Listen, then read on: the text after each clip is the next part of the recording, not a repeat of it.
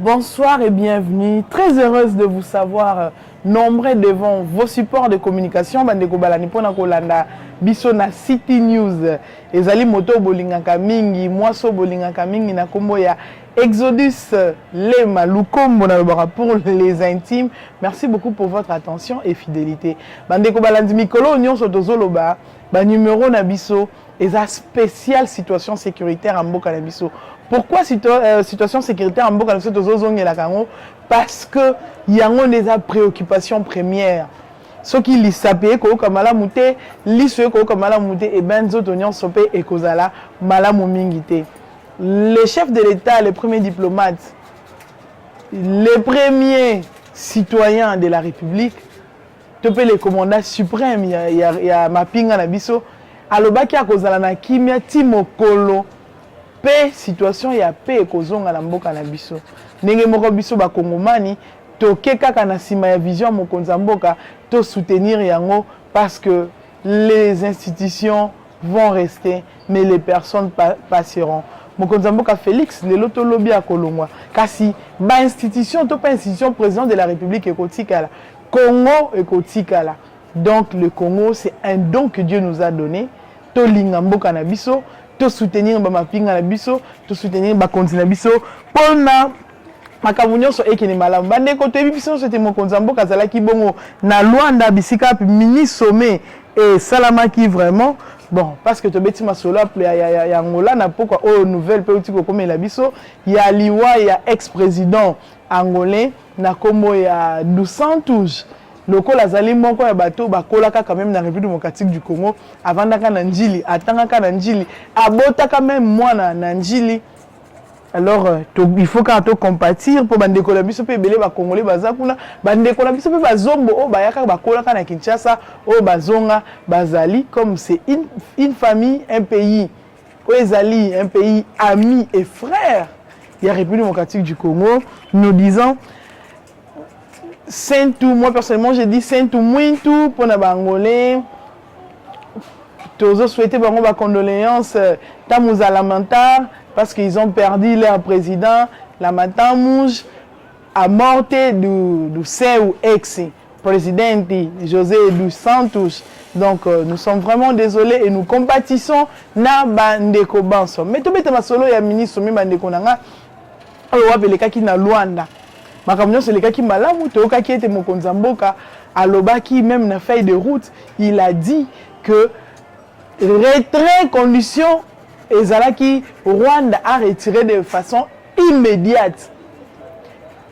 Troupes naie oezo se retrouver à parce que moi j'ai dit les M23 na momoko simple pour expliquer les M23 c'est un groupe de militaires rwandais qui sont au Congo pour traquer, non, pour terroriser. Parce que modus operandus nabango, c'est un groupe terroriste. Ils opèrent comme des terroristes. Donc ces terroristes que nous voyons sur le sol congolais, au Tobingwa M23, c'est une partie, un morceau. Il y a un groupe Oyo Bazoko appartenir à RDF. Il y a un détachement na Congo, détachement officieuse, détachement Yamabe.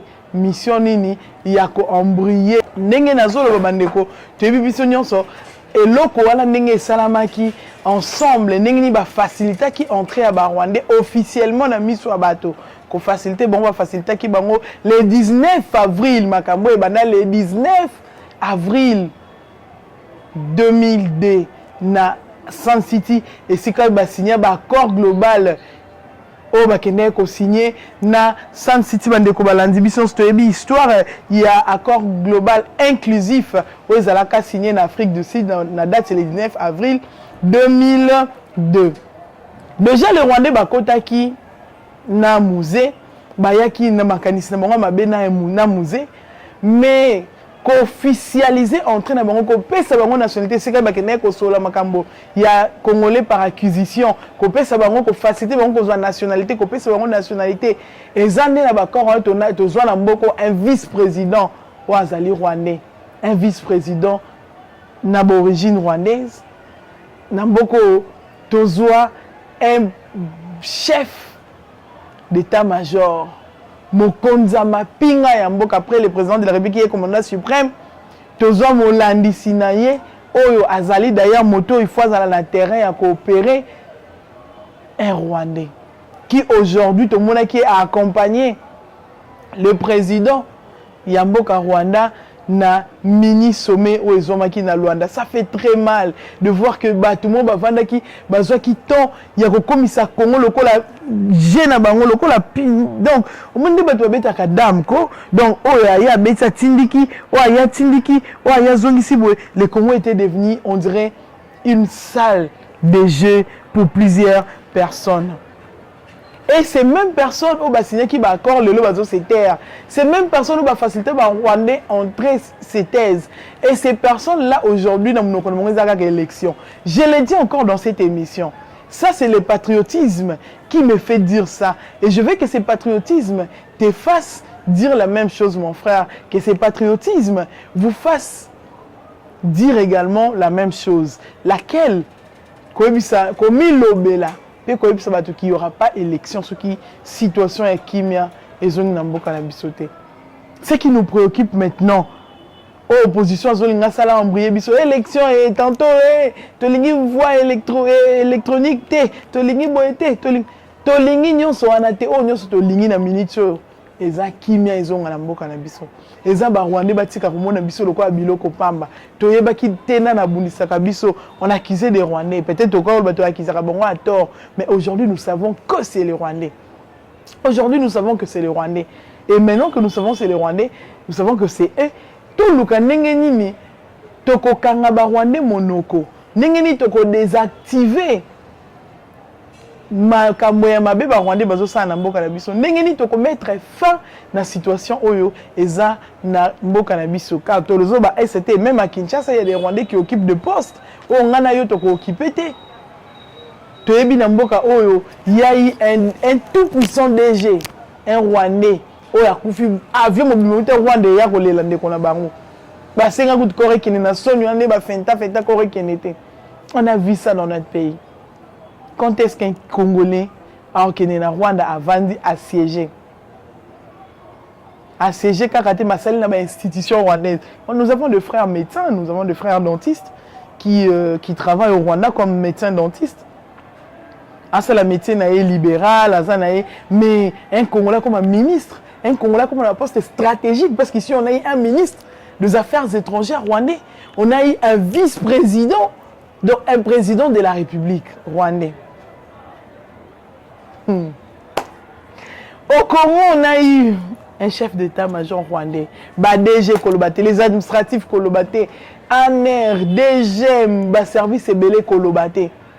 Les lots de soins sont infiltrés. Les lots de infiltration, les lots qui sont si maintenant les Rwandais, ils sont les lots qui sont maté. Pourquoi ils sont les lots maté? Parce qu'on a compris que Paul Kagame, c'est lui le cerveau moteur.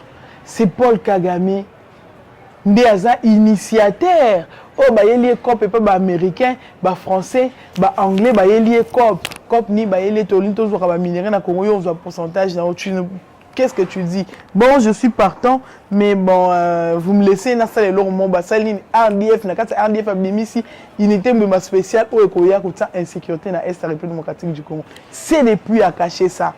Parce qu'on a parlé on a fait de route, on a parlé de cesser des faits, on a parlé des retraits immédiats. Il y a des troupes rwandais aux se retrouver dans Mboka. On a parlé des retraits immédiats de l'armée rwandaise qui se trouve sur le sol congolais. Pendant que nous parlions de ça, quelques heures après, attaque et reprendre. Mais attaque et reprendre, Rwanda liati kanaya yoka soni bande konanga nazolo bakalokwa ndeko Borgui Mavinga o lobaka toujours que pouvoir ou pouvoir à révélation. Félix Antoine Tshisekedi tu mabo connaît pembe oyo eza comme biso révélation. Révélation eza nini?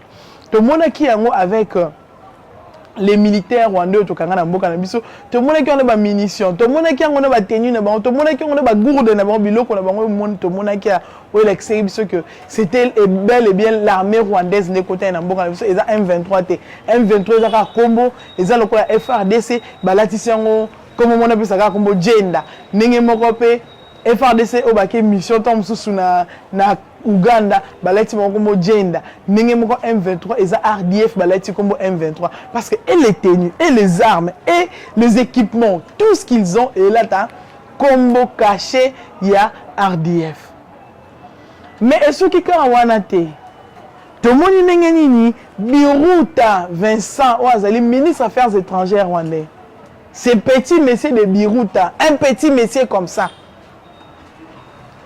oyo yé pas lati courage ya kosala oh vision mon continent bango azali nango vision nini alobi que aucun accord n'a été signé aucun accord n'a été signé et aucun cessez de fait n'a été également signé entre la République démocratique du Congo et le M23. Donc la Kisibiso était Paul Kagame na bonne na baza ba porte-parole ngakuna lo ba tout Rwanda za porte-parole.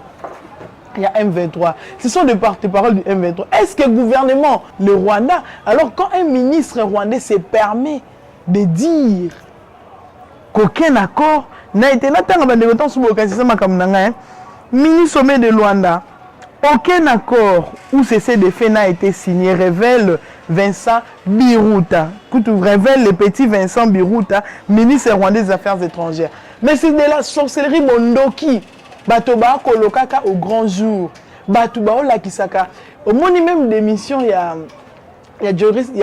Boris Johnson ce sont de ezaka ba révélation c'est par rapport à Marama Est j'ai vu des gens m'écrire pour dire que comme j'avais tweeté dans ce sens bato comment la reine ne dirige pas la reine n'a aucune chose la reine n'a rien à voir avec tout ça na lobi na cité comme la reine théâtre na cité pesa problème té. Nous disons ceci, que même trône, ils ont protégé Kigali. Même trône, ils ont protégé Kigali. Il y a un moment où Boris a dit trône, tinda ba réfugié. Kuna penza mais na hypocrisie ka au communauté internationale ba osalaka na Congo hypocrisie ba salaki ya Congo non vous violez en fait le droit international en envoyant le droit international sur les réfugiés, sur les migrants en envoyant migrants contre leur gré dans Mboka Rwanda. Est-ce que les Anglais vont dans la décision violer le droit international, violer la convention de Vienne, ils étaient conscients de ce qu'ils faisaient. Ils étaient conscients. Il y a makambo bandeko sala bandeko. Et trône mboka oyo azo boma baninga na ye injustement mboka oyo imposé guerre pe baninga na ye injustement moto azo représenter trône aye ko honorer mboka wana ata bazana kata Commonwealth ils auraient dû être punis d'une manière ou d'une autre ata kutu punité mais kolaksa mécontentement et pas na bango représentant ya Commonwealth moko aye wana mais moto wana trône te aya. Ça c'est un signe. Moi je dis si les gens n'ont pas un œil spirituel, na makambo un œil diplomatique voire spirituel, il y a comment ces choses évoluent. Wana est allié. Mais nous dans la communication, nous sommes censés révéler des choses que les gens ne comprennent pas ou révéler des choses que les gens ne connaissent pas. Ndenge moko tozo révéler na Twitter ki boye na pe na Twitter ki tant na moni Vincent Karega a tweeté je trouve que c'est quand même important de partager aussi ce que nous faisons na bandeko o bazato mususu na ma page na bisoté pour ceux qui veulent abonner sur ma page Facebook c'est Exodus Lukombo Lema Exodus Lukombo Lema na comment qui ce petit monsieur porte-parole du M23 Vincent Biruta retient ceci. Petit métier à retenir boy. Cette guerre médiatique, pourquoi guerre médiatique? Parce que ils sont en train de faire de multiples sorties médiatiques. Ozo Vincent Karega, Messi Moussou Swazalaki na Congo awa comme ambassadeur à toutes les fois Bima Azolo Barara, ils partent trop loin. Bazo finira na ba institution na biso. Alors, il est temps pour nous de manquer de respect. Nous ne pouvons pas leur parler avec respect, qu'on utilise des termes protocolaires. Na bateau, bazo ko utiliser ta mot protocolaire te. Bateau bazo ko respecter ta institution ozo kamba mboka na bisote. Cette guerre médiatique n'aboutira à rien du tout et vous amènera nulle part. Et maman ici à mon côté. Quand c'est victimisé, et surtout hier à qui Mosika, qu'on le baquet aucun accord et ils allaient signer, même pas à cesser les faits. Bisso, Rwanda, na République démocratique du Congo, tu signé accord et à cesser de fêter. Donc quand tu signé l'accord à cesser de fêter, les M23 vont continuer à opérer. Donc c'est leur porte-parole. N'engagement qu'on a au Zolo Moussousso, c'est la Bissobert. Leur président pour dire que les M23 c'est un groupe armé congolais. Non, ils sont des groupes armés congolais. Vous dites une chose et son contraire. On a arrêté vos militaires ici. Bosengi Baron Baki. Tokangi Babylone. Vous continuez à voir vos amis Timamawé Barwandais. Bon, James Kabare va traduire Makambo. Et Yomo Paul Kagame Nebi Kobalingala. Ozam, Yozandoki. Il passe à Satan. Son Bobotamaki jour Morona Satan. C'est que Yondo Bobotamaki Libosonaï. Ce qu'on a passe à c'est que Yonoza ya liboso à Satan.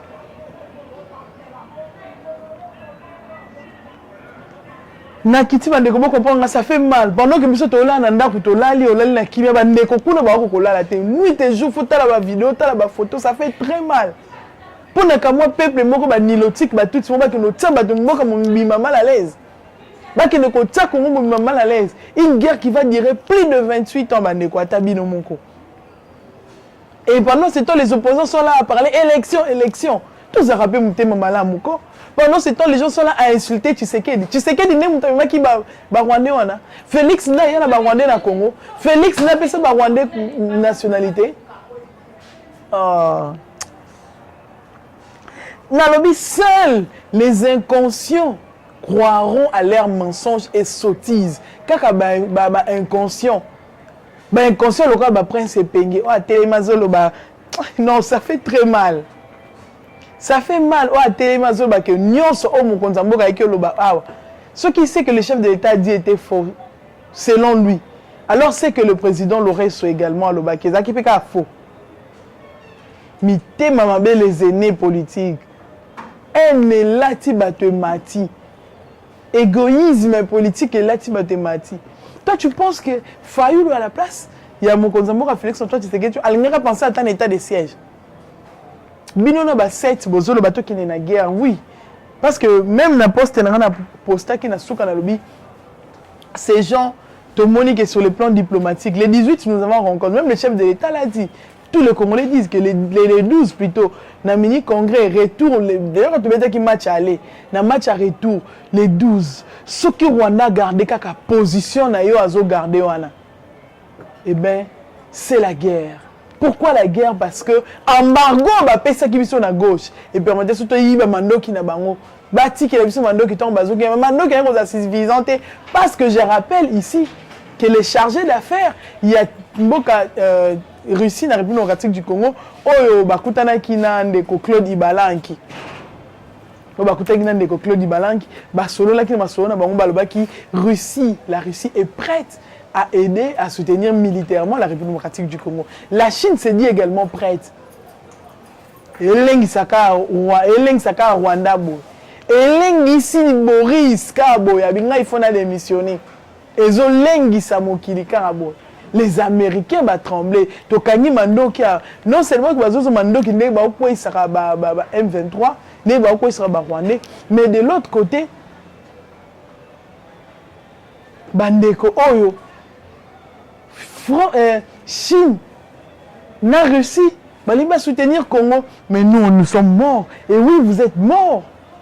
Vous êtes morts parce que l'armée congolaise, je l'ai toujours dit, sur le plan humain, sur le plan de la main-d'œuvre, et bien c'est une armée forte. Bah, comme ceux qui sont faibles à Péro il y a 18 ans. Mais nous avons une armée forte, une armée républicaine. Une armée bataille qui a un bon côté, nous sur terrain. Les locaux vont salaire na bon mala. Mon na mon konzamboka pour te qui peut ba comment payer $20. Il y a à part vous m'excuserez bandeko bolimbisanga pardon. S'habiter dans l'insécurité de l'Est, ba tuerie, ba massacre, ba viol, ba pillage, tout ce qui se passe à l'Est, c'est le Rwanda. C'est le Rwanda et bientôt les FARDC avec son commandant suprême Félix Antoine Tshisekedi Tshilombo Nous allons vous envoyer au chômage. Tu continues de nous chômage.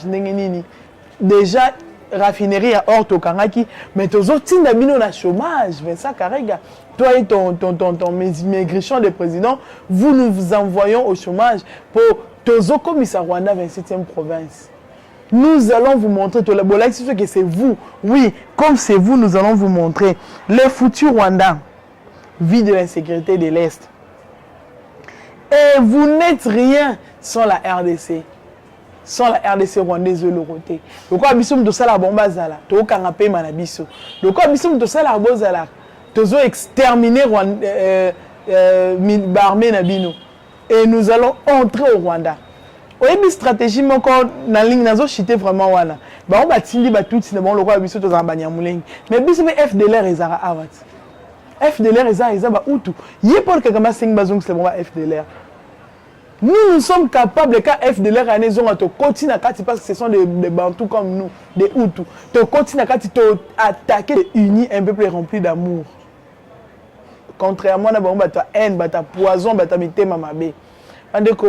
On a abusé vraiment dans le temps de la minute surtout.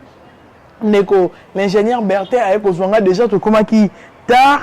Alors, Toko-Chité pour dire une chose importante, c'est que de soutenir les FRDC, de soutenir mon Konzamboka, Oazo Salam, Salam Alam, de Mouni Nengeni, Bel Air, Namunga Flezo Kendaka, de Mouni Nengeni.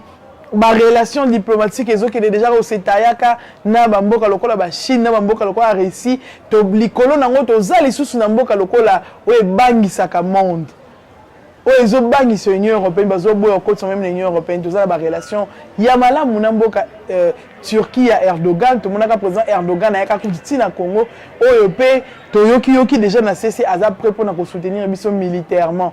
Donc to yebi histoire ya ba Tigray Nengeni drone à pas beleka na Éthiopie s'il sa guerre na Éthiopie drone à pas et ça là que ba Tigray ba poussa na timo panza Soudan to yebi neni drone ya Russie les qui na Mali pays histoire nango toza nango bandeko balandi bozala ki ebele akolanda biso. Merci pour votre attention et fidélité. Ba commentaire na bino sala biso malamu mingi po yango etina to sala musama malam bo finga kate bandeko po biso to finga kate ata to siliki nous restons professionnels. Alors bo finga biso te bon encourage biso to sala musala malam. Les numéros c'est les plus 243 89 97 67 078 plus 243 89 97 67 078 ce qui est soit zongité to kutani mokolo ya lobby. Merci beaucoup.